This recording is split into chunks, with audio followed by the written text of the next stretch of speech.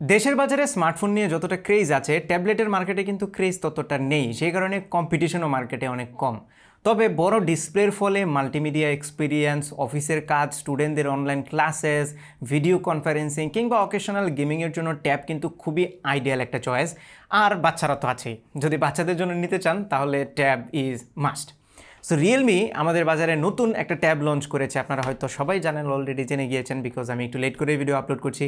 এটা হচ্ছে Realme pad, এবং এই ট্যাবটা নিয়ে আমার বেশ কিছু ইন্টারেস্টিং ফাইন্ডিংস আছে যেগুলো আজকে আপনাদের সাথে শেয়ার করব।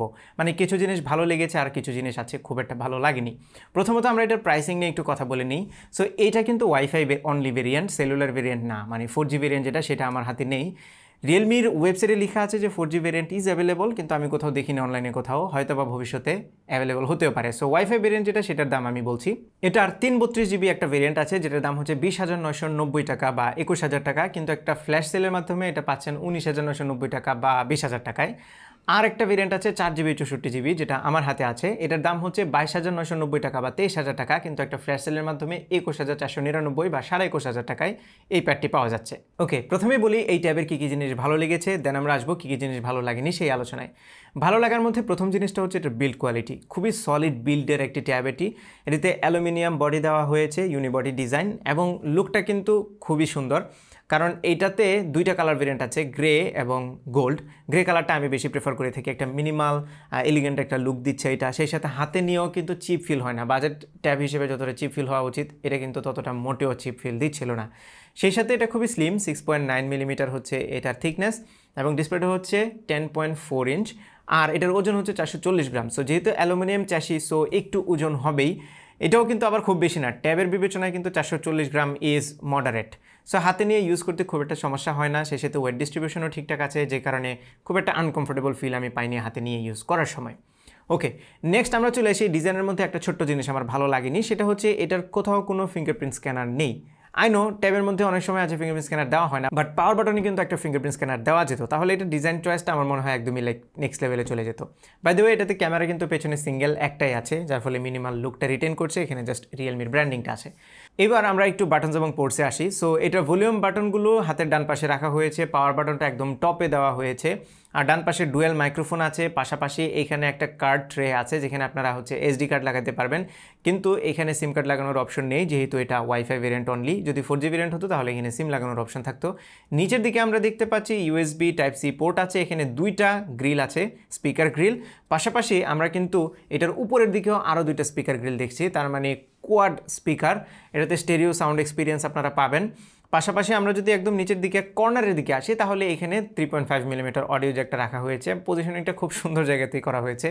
সো স্পিকার নিয়ে যেটা বলছিলাম, এটাতে কিন্তু ডলবি অ্যাটমস সাউন্ড সিস্টেম আছে, পাশাপাশি হাই রেজ অডিও সার্টিফিকেশন আছে, এবং সাউন্ড কোয়ালিটি খুবই অসাধারণ ছিল, খুবই লাউড ছিল। সেই সাথে যেহেতু চারপাশে স্পিকার আছে এবং স্টেরিও এক্সপিরিয়েন্সটাও খুব ইমার্সিভ ছিল, সাউন্ড কোয়ালিটি নিয়ে আমি ফুললি স্যাটিসফাইড। যেহেতু এটা একটা মাল্টিমিডিয়া মেশিন, সো সাউন্ডটা অনেক ইম্পর্টেন্ট ছিল এবং সাউন্ডটা একদমই আমাকে ডিসঅ্যাপয়েন্ট করেনি।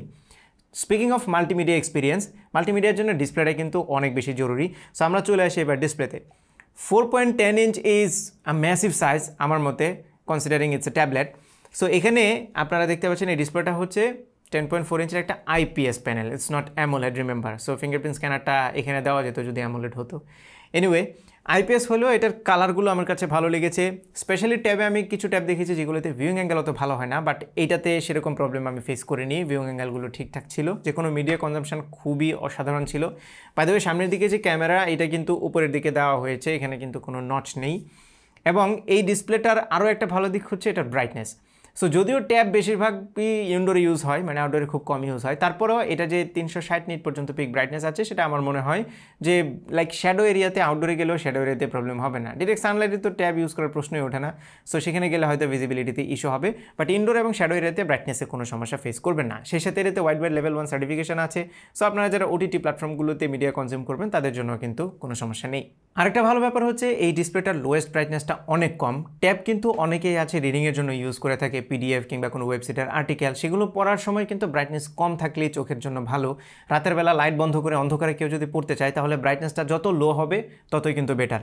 সো এই জায়গাটাতে আমার মনে হয় এই ট্যাবটা ভালো পারফর্ম করছে। খুবই লো হয় ব্রাইটনেস, আমি এখন একদমই লোয়েস্ট দিয়েছি এবং মানে অলমোস্ট আমি কোনো কিছু দেখতে পাচ্ছি না, যেহেতু আমার আশেপাশে অনেক লাইট।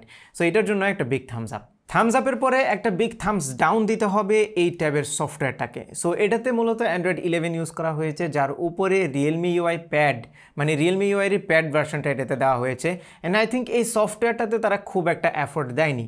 এই সফটওয়্যারটা আরেকটু বেটার হতে পারতো in many cases. For example, আমি এটাতে ফ্লোটিং উইন্ডোর কোনো অপশন পাইনি, যেহেতু এটা একটা ট্যাব। সো এটাকে আপনারা কিন্তু অনেকটা কম্পিউটার এক্সপিরিয়েন্সের জন্য অনেকে মাউস কিবোর্ড লাগিয়েও ইউজ করবে, যেটা আমি করছিলাম। সো সেই সময় যদি মানে ফ্লোটিং উইন্ডোটা না থাকে তাহলে আসলে ট্যাব ইউজের এক্সপিরিয়েন্সটা অতটা ভালো হবে না। ইভেন মাউস কিবোর্ড না, হাত দিয়েও যদি এত বড় স্পেসটাকে প্রপারলি মাল্টিটাস্কিংয়ের জন্য ইউজ না করা যায় তাহলে আমার মনে হয় যে এটা সফটওয়্যারের বড় একটা ব্যর্থতা। তবে এখানে স্প্লিট স্ক্রিনের অপশন আছে, সেটাও অ্যাক্সেস করা কিংবা নেভিগেট করা আমার কাছে একটু কমপ্লিকেটেড মনে হয়েছে। সো ওভারঅল রিয়েলমি প্যাড সফটওয়্যারটা যেহেতু এখনও ম্যাচিউর হয় নাই প্রপারলি, আই থিঙ্ক তারা এখন এটার উপরে কাজ করছে। সো ফিউচারে হয়তো এটা আপডেট হতে পারে, কিন্তু এখন এই মুহূর্তে এটাতে যে সফটওয়্যারটা আছে এটা নিয়ে আমি মোটেই হ্যাপি না। পাশাপাশি এটাতে তেমন কোনো ব্লোটওয়্যার নেই, একদমই ক্লিন ছিল। নর্মালি রিয়েলমি ইউআইতে যেরকম ইন্টারফেস থাকে আমি সেরকম ইন্টারফেস দেখছিলাম, তবে ট্যাব হিসেবে এই ইউআইটা পারফেক্ট না। সো আমার মনে হয় এটাতে আরও অনেক বেশি কাজ করা উচিত। তবে এই সফটওয়্যার বা ইউআইতে আমি তেমন কোনো ল্যাগ খেয়াল করিনি, কারণ এটাতে মিডিয়াটেকের হেলিও G80 SoC ইউজ করা হয়েছে, আর আমার হাতে 4GB র্যাম ভেরিয়েন্টটা আছে। সো রিমেম্বার 3GB এবং 4GB আপনারা যদি চুজ করেন তাহলে 4GBতে কিন্তু পারফরমেন্সটা স্লাইটলি বেটার পাবেন, specially in terms of multitasking. So এটাতে মাল্টিটাস্কিং করতে গিয়ে আমি খুব হেভি মাল্টিটাস্কিং করতে গেলে হয়তো অকেশনালি দু এক জায়গায় একটুখানি স্টার্টার খেয়াল করছিলাম, বেশিরভাগ সময় এটা স্মুথলি হ্যান্ডেল করতে পারছিল। G80 is a dissent processor আমার মতে। তবে এখানে যেহেতু ডিসপ্লেটা বড়, সো প্রসেসরকে কিন্তু এই পিক্সেলগুলো পুশ করার জন্য একটু এক্সট্রা এফোর্ট দিতে হয়। সেই জায়গাতে আমার মনে হয় পারফরমেন্সটা আপনারা মোবাইলে যতটা পাবেন এখানে কিন্তু স্লাইটলি একটু কম আপনারা দেখতে পারেন পারফরমেন্সটা। সো ডে টু ডে টাস্কে আমার মনে হয় না যে খুব একটা কমপ্লেন করা যাবে যদি খুব এক্সট্রিম মাল্টিটাস্কিং আপনারা না করেন। এর বাইরে গেমিংয়ের কথা বললে আমি এটাতে বেশ কয়েকটা গেম রান করেছি, like call of duty mobile, candy crush টাইপের গেমগুলো। সো এটা দিয়ে বেসিক্যালি আপনারা সব ধরনের গেমই মোটামুটি খেলতে পারবেন। আমি কল অফ ডিউটিতে তেমন কোনো ফ্রেম ড্রপ কিংবা ল্যাগ অথবা হিকাপ খেয়াল করিনি। সো স্মুদার ছিল গেম প্লে এক্সপিরিয়েন্স, যদিও ট্যাবে গেম খেলা আমার মতো একটু বেশি আনকমফোর্টেবল লাগছিল, এত বড় একটা জিনিস হ্যান্ডেল করতে একটু কঠিন লাগছিল আর কি। এর বাইরে পারফরমেন্স নিয়ে আমার তেমন কোনো কমপ্লেন নেই, তবে অবশ্যই আমি আপনাদেরকে রিকমেন্ড করবো 4GB ভেরিয়েন্টটা চুজ করার জন্যে। ব্যাটারি সেকশনে এটাতে 7100 mAh সেল ইউজ করা হয়েছে এবং এই ব্যাটারি দিয়ে আপনারা 2 দিন ব্যাটারি ব্যাকআপ এক্সপেক্ট করতে পারেন। আমি এটাতে 8 ঘন্টার মতো স্ক্রিন অন টাইম পাচ্ছিলাম, যেখানে বেশ ভালো রকমের গেমিং ছিল। সো সেই বিবেচনায় আমার মনে হয় যদি একটু মডারেট ইউজ করেন বা moderate two slightly heavy use করলেও আপনারা 1.5 দিন থেকে 2 দিনের মতো এক্সপেক্ট করতে পারেন ব্যাটারি ব্যাকআপ। তবে এটার বক্সে যে 18 ওয়াটের চার্জারটা আছে সেটা দিয়ে এইটা চার্জ হতে কিন্তু অলমোস্ট 3 ঘন্টার মতো টাইম লেগে যাবে, যেটা বেশ লম্বা একটা সময়। পাশাপাশি এটা দিয়ে কিন্তু রিভার্স চার্জ করা যাবে, তার মানে আপনারা চাইলে এটাকে পাওয়ার ব্যাংক হিসেবে ইউজ করতে পারেন, এটা থেকে অন্য ফোন চার্জ করতে পারবেন USB-C to C কেবল দিয়ে। এবার চলে আসি ক্যামেরায়। সো এখানে দুইটা ক্যামেরা আছে, সামনে একটা পেছনে একটা, দুটোই হচ্ছে 8 মেগাপিক্সেলের করে, এবং এই দুইটা ক্যামেরারই পারফরমেন্স আমার কাছে অ্যাভারেজ মনে হয়েছে।